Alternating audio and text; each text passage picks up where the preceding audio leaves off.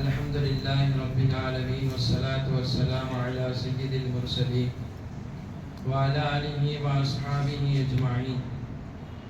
أما بعد، فقد قال الله تعالى في القرآن العظيم وفي الفرقان المجيد: فأعوذ بالله من الشيطان الرجيم. بسم الله الرحمن الرحيم.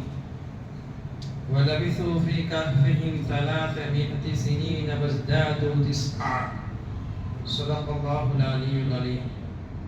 அனைத்து புகழும் அகிலத்தாரை படைத்து பரிபாலிக்கும் எல்லாம் வல்ல அல்லாஹ்வுக்கே உரித்தாகுக.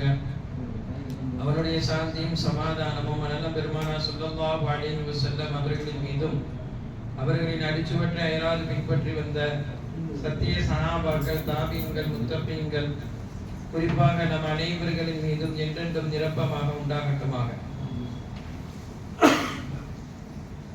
சகிபுரந்தி அல்லாஹ்வின் அடியார்களே, இன்றைய தினம் தராஹிலே ஓதிய சூரத்துல் கஹ்ஃப். சூரத்துல் கஹ்ஃபை பற்றி உலக முஸ்லிம்கள் அனைவரும் அறிந்து வைத்திருப்பார்கள். சொல்லப்போனால் நாம் வெள்ளிக்கிழமை தோறும் மறவாமல் ஓத வேண்டிய சூரத்துல் கஹ்ஃப். அனைத்து குழப்பங்களுக்கும் அல்லாஹ் தீர்வு சொல்லக்கூடிய சூரத்துல் கஹ்ஃப். அந்த குழப்பங்களிலே ஆக உச்சக்கட்ட குழப்பமான தஜ்ஜாலுடைய குழப்பத்திற்கும் அல்லாஹ் முடிவு கட்டக்கூடிய சூரத்துல் கஹ்ஃப். இப்படி ஏராளமான சிறப்புகளை சூரத்துல் கஹ்ஃப் என்ற இந்த சூராவுக்கு உண்டு. இந்த சூராவில் அல்லாஹ் எதை பற்றி எல்லாம் சொல்கிறான், என்ன விஷயத்தை எல்லாம் அல்லாஹ் கோரிட்டு காட்டுகிறார். முதலில் 4 நிகழ்வுகளை பற்றி அல்லாஹ் இந்த சூராவில் முதலில் பேசுகிறார். ஒன்று, அஸ்ஹாபுல் கஹ்ஃப் என்று சொல்லக்கூடிய குகைவாசிகள். குகைவாசிகள் என்றால் யார்? அவர்களை குறித்து குர்ஆன் என்ன பேசுகிறது? இரண்டாவது, அல்லாஹ் 2 தோழர்களுக்கு செல்வ செழிப்பை கொடுத்தான்.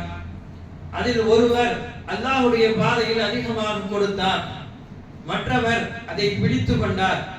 பிடித்து கொண்டவரை இவர் அச்சமுட்டி எச்சரிக்கை செய்தார்.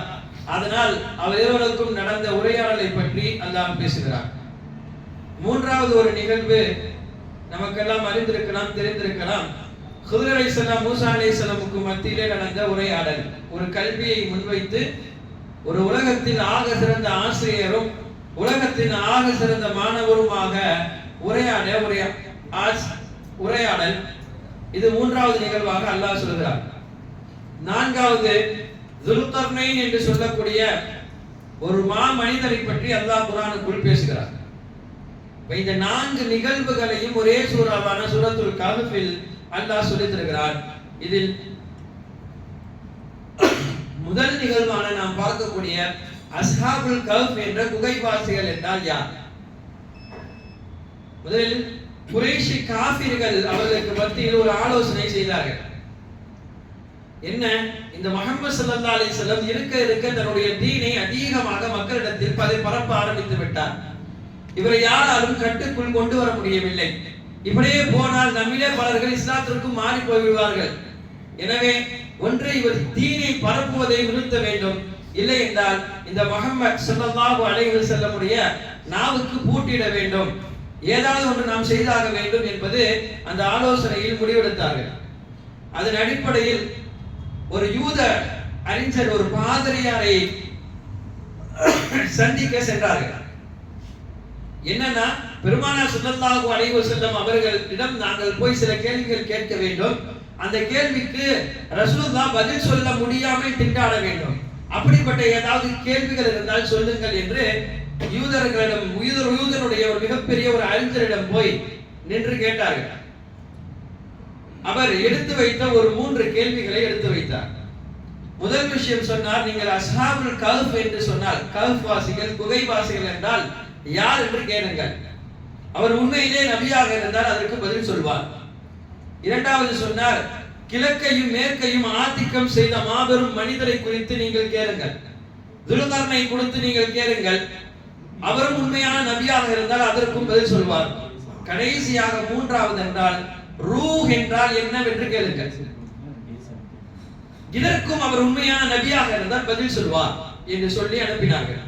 அதே போல் பெருமானார் ஸல்லல்லாஹு அலைஹி வஸல்லம் வந்த அவர்கள் எங்களுக்கு ஏராளமான கேள்வி கணக்குகள் இருக்கிறது. இந்த கேள்விக்கெல்லாம் நீங்கள் பதில் சொன்னால் நாங்கள் உங்களை நபியாக ஏற்றுக்கொள்கிறோம் என்று வாதிட்டார்கள். ரசூலுல்லாஹி ஸல்லல்லாஹு அலைஹி வஸல்லம் அந்த கேள்வியை கேட்பதற்கு முற்பட்டார்கள். முதல் கேள்வியாக அவர்கள் கேட்டார்கள், அல்லாஹ் குர்ஆனில் குறிப்பிடக்கூடிய கஹ்வாசிகள் என்றால் யார்? கஹ்வாசிகள் என்று அல்லாஹ் சொல்கிறானே, அந்த கஹ்வாசிகளை குறித்து குர்ஆன் என்ன பேசுகிறது என்று அவர் கேட்டார்.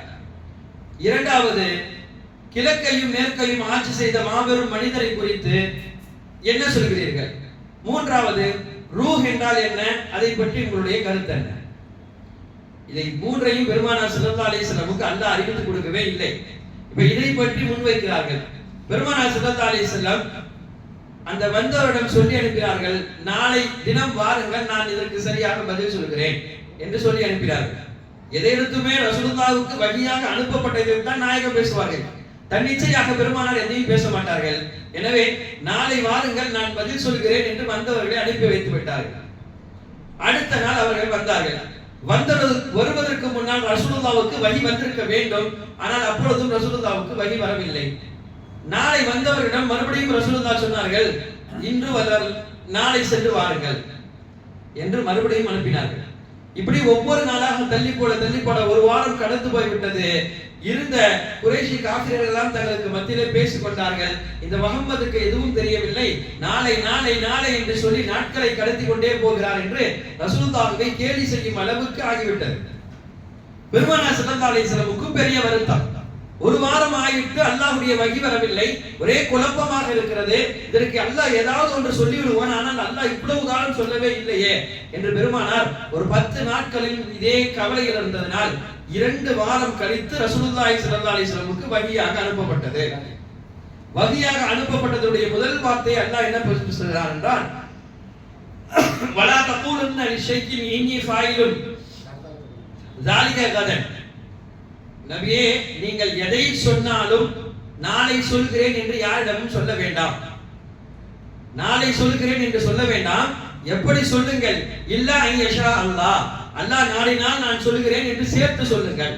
அப்ப இவ்வளோ நேரம் வழி பிந்தியதனுடைய காரணி, அல்லாஹ் பேசாதனுடைய காரணம் என்னவென்றால், வந்தவரிடம் ரசூலுல்லாஹ் எப்படி அணுகியிருக்க வேண்டும், இன்ஷா அல்லாஹ் நான் சொல்லுகிறேன் போய் வாருங்கள் என்று சொல்லியிருக்க வேண்டும்.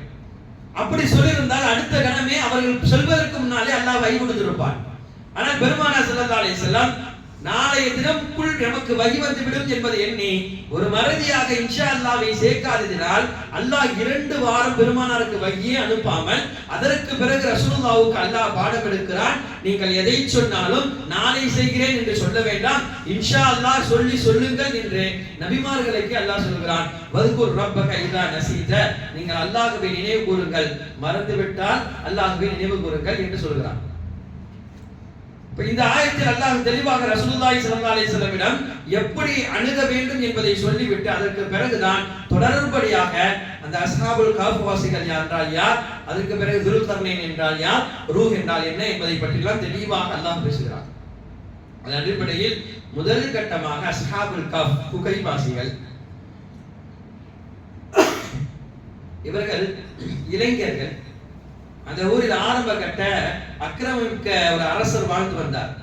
அவர் சொல்வதை தெய்வமாக ஏற்றுக்கொள்ள வேண்டும், மக்கள் அதுக்கு பணிய வேண்டும் என்று மக்களை தன் கட்டுக்கோப்பில் அந்த அரசர் வைத்திருந்தார். சொற்பமான இந்த வாலிபர்கள் மட்டும் அதற்கு பணியவில்லை. இவர்கள் அல்லாஹ்வை முழுக்க நம்பி வாழ்ந்தவர்கள். அங்கு வாழ்வதற்குண்டான எந்த நிலையும் அவர்களுக்கு கிடைக்க பெறவில்லை. அடுத்தும் அங்கே வாழ வேண்டும் என்று நினைத்தால் இவர் சொல்வதை ஏற்றுதான் வாழ வேண்டும், இல்லை என்றால் அங்கிருந்து ஓட வேண்டும் என்ற கட்டத்தில் அவர்கள் உட்காக்கப்படும் பொழுதுதான் அங்கிருந்து கிளம்பினார்கள். இவர்களிடம் தப்பிப்பதற்காக வேண்டி இவரிடம் இருந்து விடுவித்து அல்லாஹ்வை எங்கு வணங்க முடியுமோ அங்கு போகலாம் என்று சொல்லி வெளிவந்தவர்களுக்குத்தான் ஒரு குகை தெரிந்தது. அந்த குகைக்குள் அவர்கள் சென்றார்கள். குகைக்குள் அவர்கள் சென்றதனுடைய பின்னணி என்ன, அல்லாஹ்வை மட்டும் நான் வணங்குவதற்கு உலகத்தில் எனக்கு இடம் கிடைக்க வேண்டும் என்பதற்காக அவர்கள் அவரிடம் தப்பிருந்து வந்த இடம் தான் குகை. குகைக்குள்ளே அவர்கள் போனதினால் அவர்களுக்கு அல்லாஹ் பேரே வைத்தான் அஸ்ஹாபுல் கஹ்ஃப். அவர்கள் குகைவாசிகள். இவர்கள் நபிமார்கள் அல்ல, இவர்கள் சஹாபாக்கள் அல்ல, இவர்கள் ஒரு இறைநேசர், அவ்வளவுதான். தன்னுடைய தீனை பாதுகாப்பதற்காக, ஈமானை பாதுகாப்பதற்காக அவரிடம் இருந்து தப்பித்து வந்தவர்களுக்கு குகைக்குள் போய்விட்டார்கள். அல்லாஹ் தஆலா இவர்களை வைத்து எத்தனை அற்புதங்களை செய்கிறான் சொல்கிறான் என்பதுதான் குர்ஆன் வசனம். எப்படியெல்லாம் அல்லாஹ் பேசுகிறார். எடுத்த முதல் கட்டமாக அல்லாஹ் அவர்களை யாருக்கும் கொடுக்காத அற்புதங்களை எல்லாம் அவர்களுக்கு அல்லாஹ் கொடுத்தாங்க. ஏன் சொல்ல போனா நபிமார்களுக்கு கூட இப்படி அற்புதம் கொடுத்தான் என்று சொல்ல முடியாது. அதனால கஹ்வாசிகள் நபிமார்களை சிறந்தவர்கள் என்று யோசிக்க கூடாது. சிலர்களுக்கு சில சிறப்பை அல்லாஹ் கொடுப்பான். அதன் அடிப்படையில் இவர்களுக்கு தனிச்சிறப்பாக இதை கொடுத்திருக்கிறான். என்னன்னா, அந்த குகைவாசிகள் குகையிலேயே அல்லாஹ் தஆலா 309 ஆண்டுகள் அவர்களை தூங்க வைக்கிறார். குர்ஆனே இப்படி பேசுகிறது, வலபிசு ஃபீ கஹ்ஃபிஹிம் 300 சினீன, 300 ஆண்டுகள், வஸ்தாது திஸ்ஆ, அதுடன் ஒரு 9 ஆண்டுகளை சேர்த்துக் கொள்ளுங்கள். 309 ஆண்டுகள் அவர்கள் குகையிலே உறங்குகிறார்கள் என்றால் சாத்தியமா? எப்படி முடியும்? ஒரு மனிதனுக்கு ஒரு நாள் தூக்கம் வரலாம், 2 நாள் தூக்கம் வரலாம். என்ன மாதிரியான ஊசி போட்டாலும் எவ்வளவு நாட்கள் தூக்கம் இருக்கும்? எவ்வளவு நாள் தூங்க முடியும்? ஆனால் அல்லாஹ் 309 ஆண்டுகள் அவர்களை தூங்க வைக்கிறான் என்று சொன்னால், அல்லாஹ் தான் நாடியதை எப்படி செய்கிறான், தனது அற்புதத்தை எப்படியெல்லாம் வெளிப்படுத்துகிறான் என்பதை விளங்க வேண்டும். இப்ப 300 ஆண்டுகள் ஒருவர் தூங்கணும்னா அதுக்கு என்னெல்லாம் செய்யணுமோ அதையெல்லாம் அல்லாஹ் குர்ஆனிலே செய்தும் காட்டுகிறார். முதல் கட்டமாக குர்ஆன் பேசுகிறது, ஃபதரபனா அலா ஆதானிஹிம் ஃபீ கஹ்ஃபி சினீன அததா. அல்லாஹ்வுடைய காதுகளை அடைத்து விட்டான், காதுகளுக்கு மூடி போட்டு விட்டான். ஏன்னா அப்படி காதுகளை அடைக்கப்பட்டால் தான் நிம்மதியாக மெய்மறந்து தூங்க முடியும். சாதாரணமா தூங்கி கொண்டிருக்கும் போதுலாம் காது கேட்காம இருக்காது, காது கேட்கும். ரொம்ப அழுப்புல தூங்கணும்னா அப்ப கேட்காது. இல்லனா பரவலாக தூங்கக்கூடிய நேரத்துல சில நேரத்துல சத்தம் விடுவதும் போது நம்ம காது கேட்கும். அதனாலதான் அலாரம் வைக்கிறோம், அலாரம் சவுண்ட் காதுல கேட்கதான் செய்யுது, தூங்கினாலும் கேட்கதான் செய்யுது.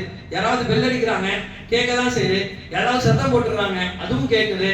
இதுவெல்லாம் எதற்கென்றால் நாம் தூங்கினாலும் கூட காதுகளுக்கு இருக்கக்கூடிய ஒரு சக்தி என்னன்னா அல்லாஹ் அதை கேட்க வைப்பான். உடல் உறுப்புகள் அத்தனை உறுப்புகளில் முதலில் செயலாக்கத்திற்கு வரக்கூடிய உறுப்பு, அதிகம் நம்மை ஈர்க்கக்கூடிய இருப்பு என்பது காது மட்டும்தான்.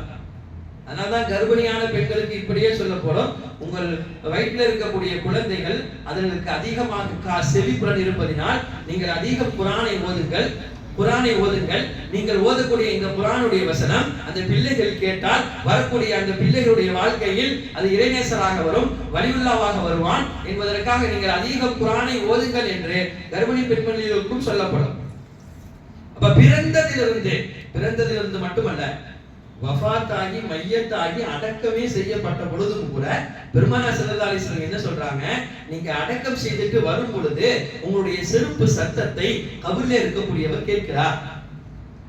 அப்ப காது எந்த அளவுக்கு கேட்குது, அந்த புலனாய்வை எல்லாம் எந்த அளவுக்கு கொடுத்திருக்கிறார். சரி, இப்ப அதற்கு சரி கட்ட வேண்டும் என்பதற்காகத்தான் அல்லாஹ் முதலில் என்ன செய்யறான், அவர்களுக்கு காது கேட்காதபடி அவருடைய காதுகளை அல்லாஹ் மூட வைக்கிறார். என்ன செய்தாலும் காது கேட்காத அளவுக்கு அல்லாஹ் தஆலா மெய்மறந்த ஒரு தூக்கத்தை அவர்களுக்கு கொடுக்கிறார். இரண்டாவது, வதஹ்ஸபஹும் ஐகாலம் வஹும் ருகூத், அவர்கள் விழித்துக் கொண்டே தூங்கக்கூடிய நிலையில் அல்லாஹ் ஆக்கினார். விழித்துக் கொண்டே தூங்குகிறார்கள். தூக்கம் அப்படின்னு சொன்னா எல்லாத்துக்கும் தூக்கம்னு சொன்ன உடனே என்ன ஞாபகம் வரும்? ஒரு பக்கம் சாய்ந்து தூங்கினாலும் சரி, இல்ல படுத்து தூங்கினாலும் சரி, இல்ல எப்படி தூங்கினாலும் சரி, கண் மூடினால்தான் அதுக்கு பேர் தூக்கம். கண் மூடாத ஒருவரை பார்த்து அவர் தூங்குறாரு நம்ம சொல்ல மாட்டோம். ஆனால் அல்லாஹ் என்ன சொல்கிறான், அவர்கள் விழித்துக் கொண்டே தூங்கக்கூடிய நிலையில் நாம் அவர்களை ஆக்கினோம்.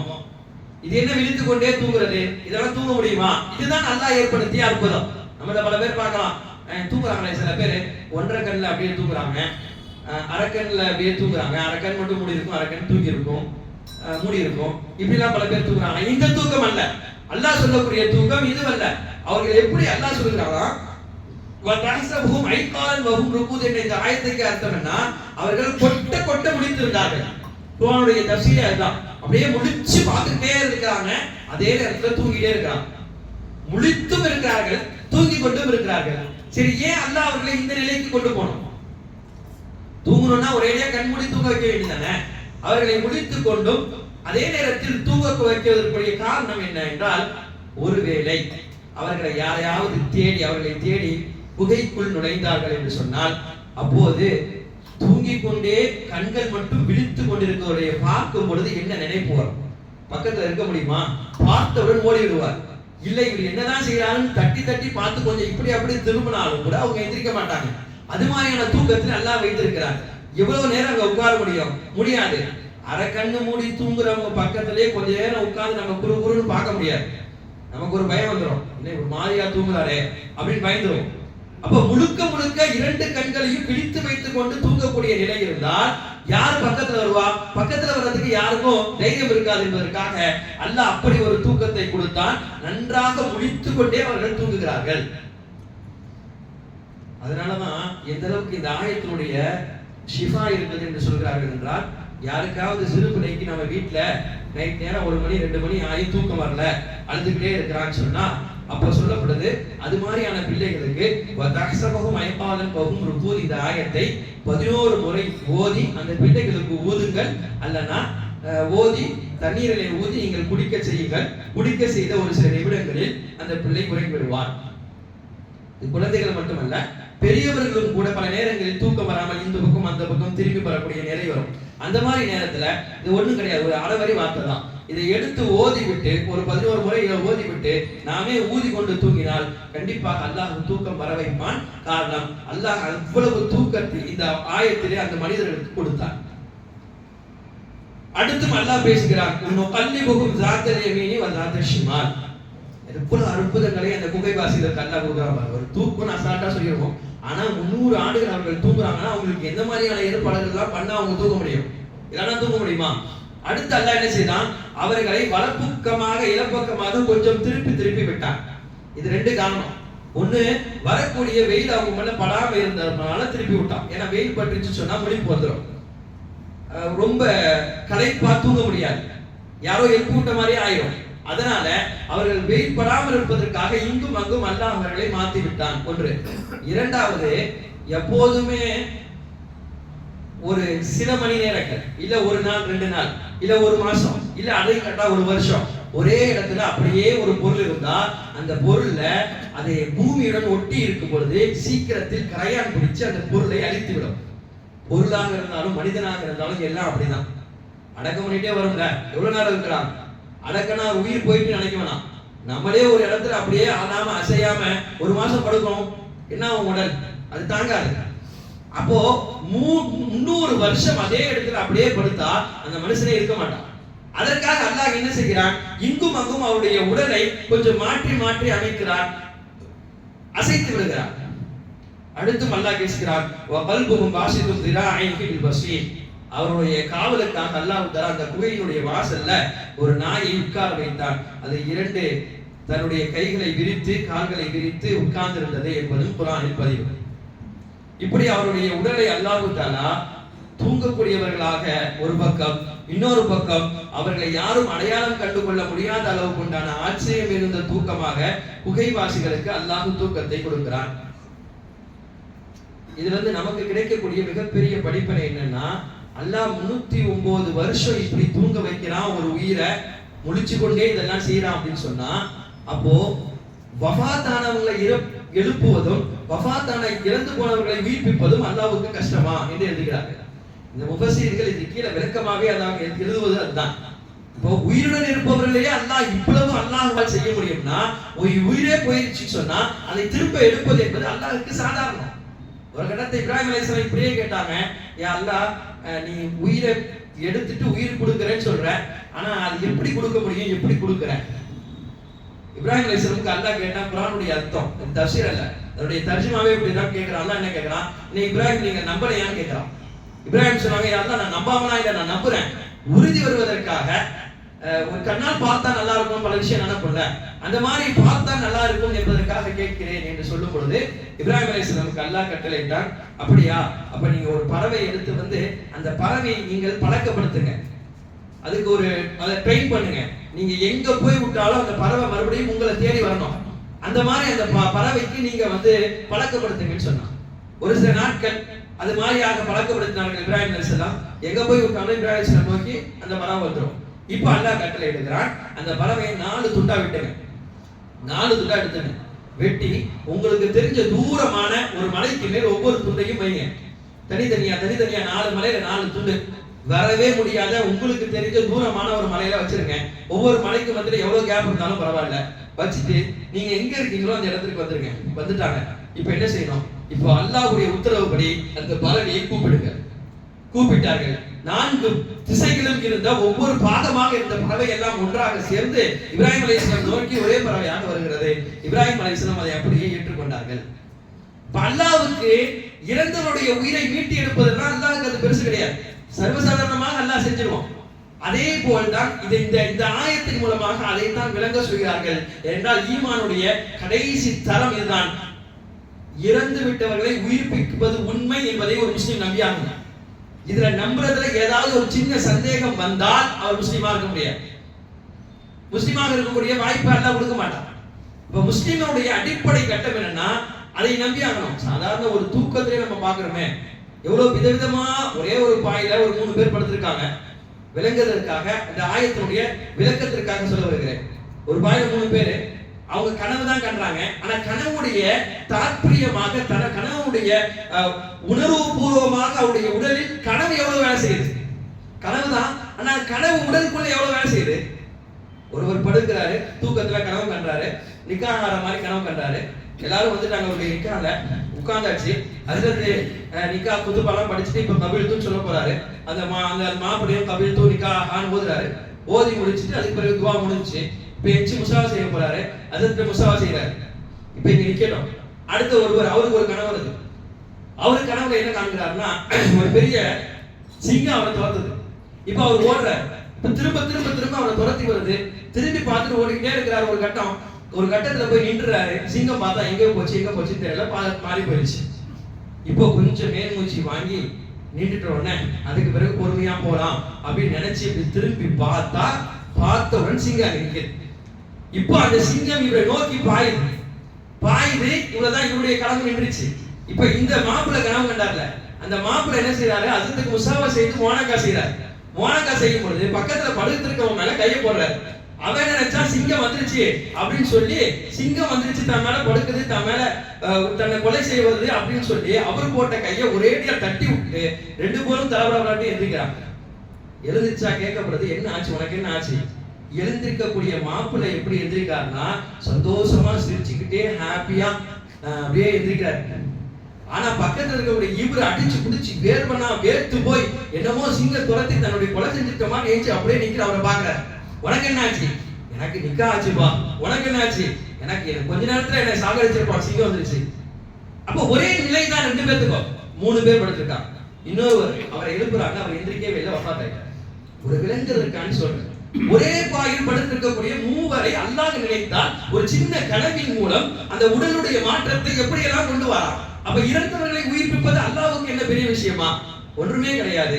அல்லாஹ் அதை செய்வான் என்பதை நம்புவவர்கள் மட்டும்தான் இந்த மண்ணில் முஸ்லிமாக வாழ முடியும். கடைசியாக அந்த மனிதர்கள் 309 வருடங்களுக்கு பிறகு விழிக்கிறார்கள். விழித்து பார்த்தால் எப்படி இருக்கணும்? அவங்க ஒரு வருஷத்துல முடி வளர்ந்தாலே எவ்வளவு வளர்ந்துரும், ஒரு மாசத்துல வளர்ந்தா எவ்வளவு வந்துரும், நகம் ஒரு வாரம் வெட்டலன்னா எவ்வளவு வளர்ந்துரும். ஆனால் எந்த பகுதிகளும் வளரவில்லை, அப்படியே தான் இருக்கு. நகை வளரல, முடி வளரல. அவங்க எப்படி தூங்குனாங்களோ அப்படிதான் இருந்தாங்க. அதனாலதான் அவங்களுக்கு மத்தியில என்ன பேசினாங்கன்றது அல்லாஹ் சொல்றான். நம்ம என்ன ஒரு நாள் தூங்கி இருப்போமா? ஒரு அரை நாள் தூங்கி இருப்போமா? தூங்குறது 300 வருஷம் அவ்வளவுதானே தூங்கி இருப்போம்.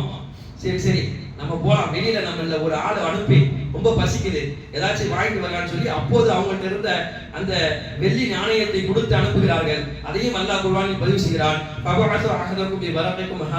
மதீனா, ஒருவர் நகரத்துக்கு போய் அந்த வெள்ளி நாணயத்தை போய் வாங்கலான்னு போறார். போகும்போது என்ன ஆகுதுன்னா, இப்ப சொல்லி அனுப்பிச்சாங்க என்னன்னா, நீங்க கவனமா போங்க, இதை யாரும் உங்களை அறிஞ்சிட வேணாம், உங்களுக்கு தெரிஞ்சிட வேணாம், பார்த்து வாங்கன்னு சொல்லி அனுப்புறாங்க. இப்ப அவர் போறார். போய் நாணயத்தை கொடுக்கும் பொழுதே கண்டுபிடிச்சிடலாம். ஏன்னா இந்த நாணயம் இப்ப இல்ல, எந்த காலத்திலேயே காலாவதி ஆயிடுச்சு. இப்ப இவரை தூக்கிட்டு வரனா யார் இவரு? சந்தேகம் வந்துருச்சு. முதல்ல இவரை போய் அரசர்கிட்ட கொடுக்கப்பட்டது. அரசர் அவரை குறித்து கேள்வி கேட்கும் பொழுது அவர் எல்லா உண்மையும் ஒத்துக்கிறார். அப்ப இந்த குகைவாசிகள் எங்க இருக்கிறாங்க காட்டுங்கன்னு சொல்லும் பொழுது அவங்களை காட்டுறதுக்கு வரும் பொழுது அவர்கள் ஒரு கட்டத்தில் உண்மையிலே வஃபாத்தாயிட்டார்கள் என்பதும் இருக்கிறது. இன்னொரு புறத்தில் அவர்களை மறுபடியும் அல்லாஹ் அந்த தூக்கத்துக்கு கொண்டு போயிட்டார் என்பதும் பதிவு செய்யப்பட்டிருக்கிறது. அதற்கு பிறகு அந்த குகைவாசிகளுடைய இடத்திலே அல்லாஹ் அதை பள்ளியாக எழுப்பினான். அந்த மக்கள் அதை கட்டிடமாக பள்ளியாக எழுப்பி அங்கு தொழுகை நடந்தது என்பது உட்பட வரலாறு பதிவு செய்யப்பட்டிருக்கிறது. எனவே இந்த சம்பவத்திலிருந்து அல்லாஹ் கொடுக்கக்கூடிய மிகப்பெரிய படிப்பினை என்பது அல்லாஹ்வை முழுமையாக நம்ப வேண்டும் ஒன்று. இரண்டாவது, நாம் செய்யக்கூடிய எந்த காரியமாக இருந்தாலும் அதற்கு முதலில் அதை ஆரம்பிக்கும் பொழுது இன்ஷா அல்லாஹ் நான் நாளை வருகிறேன், இன்ஷா அல்லாஹ் நம்ம செஞ்சுக்கலாம் என்ற வார்த்தையுடன் ஒரு காரியம் தொடங்கப்பட்டால் அந்த காரியம் பரிபூர்ணமாக நிரம்பும். இல்லை அதை சொல்ல மறந்து விட்டோம் என்றால் ஞாபகம் வந்த பிறகாவதால் சொல்ல வேண்டும். இல்ல ஒரேடியாக சொல்லாமலே இருமாப்புடன் சில நேரங்களில் இருந்து விட்டால் கடைசி வரையும் அந்த காரியத்தை அல்லாஹ் கைகூடாமலே ஆக்கி விடுவான். இது நபிமார்களுக்கே இந்த நிலையை ஆக்கி இருக்கிறான் என்றால் நமக்கு அல்லாஹ் ஆக்க மாட்டான் என்பதற்கு என்ன நிச்சயம்? எனவே இது போன்ற விஷயங்கள் எல்லாம் நாம் கடைபிடித்து வல்ல அல்லாஹ் தஆலா எப்படி அந்த அஸ்ஹாபுல் கஹ்ஃப் குகைவாசிகளை இறைநேசர்களாக அல்லாஹ் நாட்டி குர்ஆனுக்குள்ளே அவருடைய வரலாறை குறிப்பிட்டானோ அதுபோல நாம் செய்யக்கூடிய அமல்களின் மூலமாக அல்லாஹ் நம் அனைவரையும் பொருந்திக் கொள்வானாக. வாஹிர் தஅவானா அல்ஹம்துலில்லாஹி ரப்பில் ஆலமீன்.